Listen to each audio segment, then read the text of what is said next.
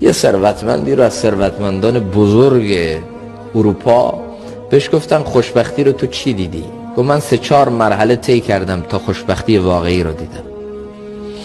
گفتن چطور؟ گفتن اول فکر میکنم خوشبختی تو پوله، تلاش کردم، تاکدو زدم، به پولهای کلان رسیدم، اما دیدم نیست. خوشبختی خریدنی نیست. بعد گفتم خب شاید با اسباب امکانات گیر بیاد. رفتم همه اسباب و امکانات رفاهی مجلل رو خریدم آوردم تو خونه، اما دیدم تخت دارم خواب ندارم، خونه لوکس دارم اما آرامش ندارم، سفره رنگارنگ دارم لقمه راحت از گلوم پایین نمیره، بازم نیست. تو پولم نبود، تو اسباب لوکس و مجللم نبود. بعد گفتم تو چیه؟ گفتم شاید تو تفاخره. یه ماشین آخرین سیستم خریدم و گفتم تو خیابونا برم با فیز و افاده بگردم، اما دیدم نه، کلرش داره جسممو خنک میکنه اما درونم قلب بیقرارم و هیچی نمیتونه خنک کنه و آرام کنه. تو ماشینم بیقرارم. ظاهر این ماشین دیگرها رو کشته و باطنش منو کشته، آرام ندارم. تا اینکه یه روز یه عزیزی به من زنگ زد، گویا یه جایی هست، یه مجتمع خیریه‌ای هست، ایتام رو و بی سرپرستان رو اونجا دارن در حقیقت جمع میکنن و پذیرایی میکنن و اونجا اونها رو ساماندهی میکنن، بیا بریم یه سر با هم بزنیم. میگه منم کلی خریدم، لباس خریدم و با هماهنگی هایی که صورت گرفت اینا رو بردم اونجا. بعد دوست من به من گفت دید بیقراری منو، دید بیتابی منو، دید استرس ها و فشارهای روانی منو، چون تو بطن زندگی من بود. ظاهر زندگی من رو دیگرها دیده بودن اما او تو بطن زندگی من بود، بیقراری های منو دیده بود. همه ظاهر زندگی منو دیده بودن، قبطه ظاهر زندگی، گول ظاهر زندگی، اما این تو زندگیم بود، میدونست من تو زندگیم چی دارم. اینا رو که خریدم بهش گفتم خیلی خوب خودت ببر. گفت نه بیا با هم ببریم.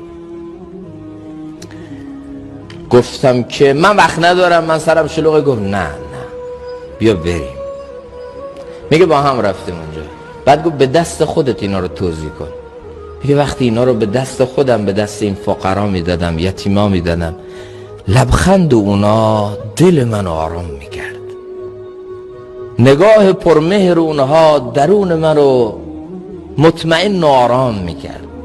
لذت میبردم وقتی میدیدم به دست من یکی شاد شده، گویا شادی به خودم منعکس میشد. تو درون خودم یه اطمینان و آرامش حس میکردم. با هر شادی که تو اونا میدیدم پژواک و انعکاسش تو خودم میدیدم، لذت میبردم. چقدر زیبا!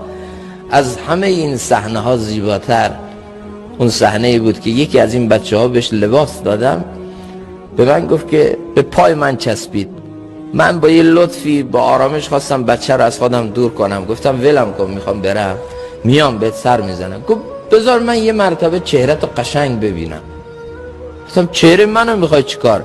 گفت وقتی رفتم بهشت تو رو خوب بشناسم و به خدا بگم که این به من یه دست لباس داد.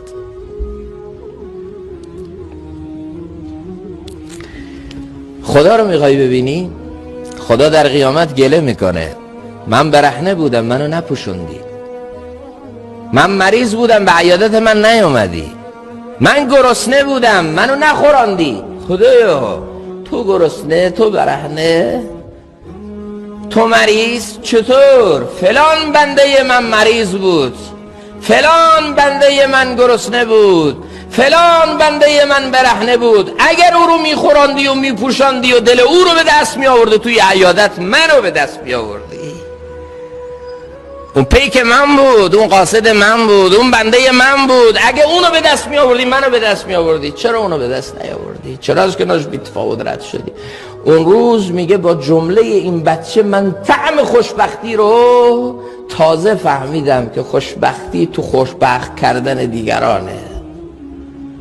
من آدرس غلط داشتم، من مسیر رو اشتباه میرفتم، من نمیدونستم اصلا.